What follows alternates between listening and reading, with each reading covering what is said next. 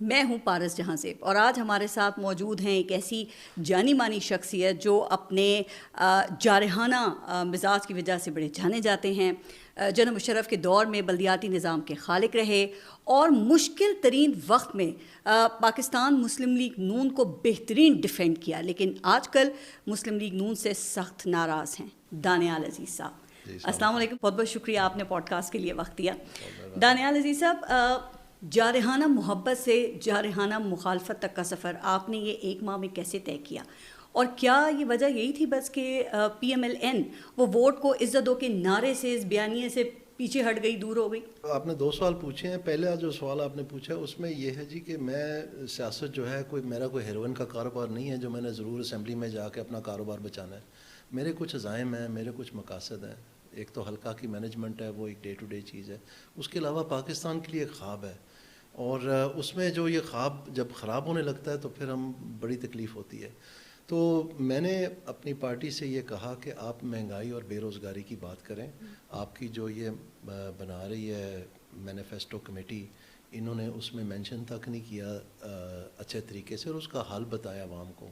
اور میں اپنی جماعت کے ساتھ ناراض تھا کیونکہ احسن اقبال صاحب جو پلاننگ منسٹر تھے، اور اگر آپ رولز آف بزنس دیکھیں گورنر پاکستان کے تو اس میں لکھا ہوا ہے کہ اکنامک کوآرڈینیشن اور اکنامک پلاننگ ان کی ذمہ داری ہے. نہ صرف یہ بلکہ وہ نیشنل پرائس مانیٹرنگ کمیٹی کے چیئرپرسن تھے.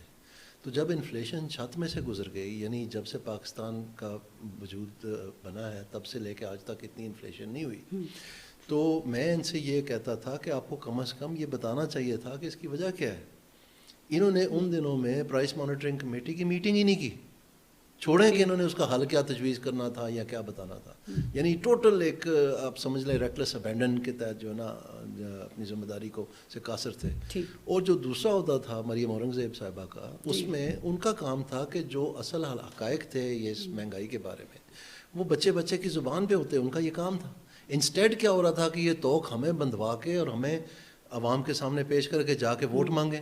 اور دوسری طرف یہ تھا کہ مینیفیسٹو کمیٹی میں آدھے ڈفر بیٹھے ہوئے تھے. میں نے جب یہ چیز پوائنٹ آؤٹ کی تو انہوں نے کوشش کیا کہ اس کو ایک لوکل مسئلہ پیش کر دیں کہ جس کو ایم پی اے نہیں ملا اپنی مرضی کا تو یہ ناراض ہو گیا. وہی زبان پہ بات ہے آپ کے حوالے سے، تو وہ ان کی مرضی ہے جی، وہ کریں. لیکن جو مجھے ٹکٹ نہیں دیا نون لیگ کا، یہ بھی آپ کی ناراضگی کی وجہ تھی؟ اور یہ معاملہ سلسلہ وہیں سے شروع ہوا یا پہلے سے جاری؟ میرے ٹکٹ کا تو سوال ہی نہیں تھا نا جی. مجھے جو شوکاز نوٹس ایشو کیا تھا، ایک تو وہ مجھے اچھا نہیں لگا، اور اس کا جب میں نے جواب دیا 5 صفحے کا تو ان کے رونٹے کھڑے ہو گئے کہ ہم تو غلط آدمی کو چھیڑ بیٹھے ہیں.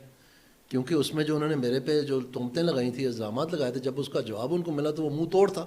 کیونکہ میں تو میرے جیسا آدمی تو